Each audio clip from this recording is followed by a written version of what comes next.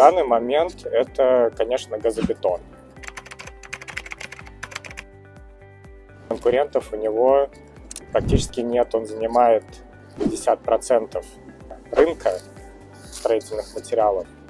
Его характеристики по площади и объему не меняются, он легко пилится на объекте, из него можно возвести практически любой объект.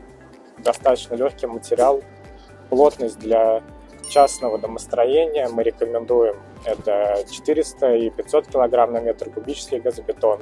Мы приходим к выводу, что газобетон, его преимущество еще в том, что он теплый из-за плотности, при этом он достаточно прочный.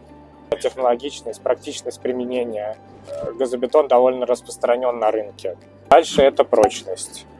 Можно возводить несущие стены из него до 3 этажей включительно.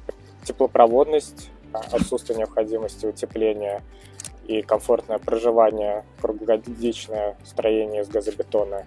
Ровность газобетона, это тоже влияет на дальнейшую отделку. Ровные блоки, это ровная кладка, соответственно, и меньше затрат на саму отделку. Толщина морозостойкость, это определяет долговечность. Это экологичность для потребителя важно. Это материал, в состав которого входит минеральное сырье, цемент, песок, известь, вода. То есть здесь нет никаких полимеров, все нейтрально, не гниет, не разрушается, не стареет со временем.